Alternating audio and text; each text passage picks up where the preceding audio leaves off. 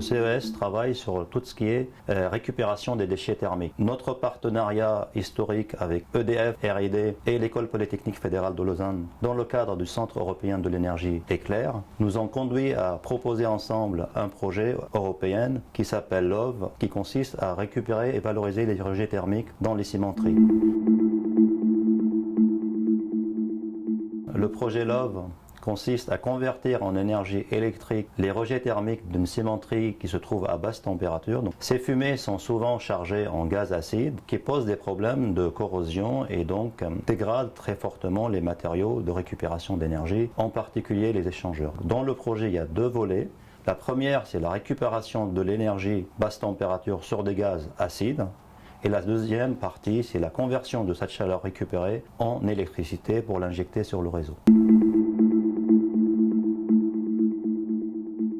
Notre partenariat est construit autour du noyau historique Éclair et aussi pour des besoins de projet, un électricien allemand EMBW et un électricien français qui est EDF. Il y avait l'École polytechnique fédérale de Lausanne, il y avait évidemment Armin et il y avait un équipementier d'échangeurs qui s'appelle Macatech, un équipementier de compresseurs et de turbines Cryostar. Pour la démonstration, il y avait deux industriels qui produisent du ciment qui s'appelle Holcim et un autre qui s'appelle Cemex.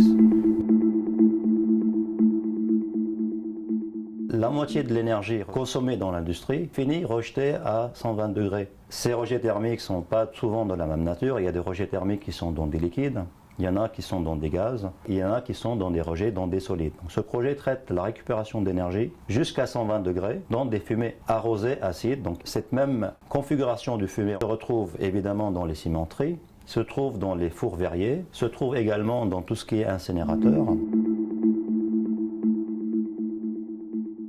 La première partie, c'est que nous avons pu vérifier le fonctionnement du système et surtout nous avons pu améliorer le deuxième pilote à la suite du retour d'expérience. Le deuxième niveau de résultat, c'est un résultat en quelque sorte de faisabilité économique.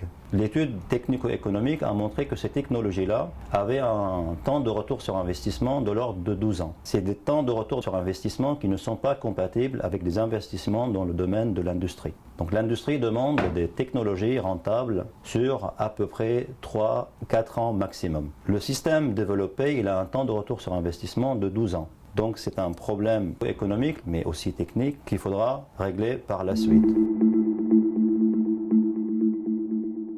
Nous avons identifié deux verrous majeurs. Donc, nous travaillons sur les aspects de machines tournantes à faible prix, donc les turbines, et nous travaillons également sur le système de dépollution avec récupération d'énergie intégrée.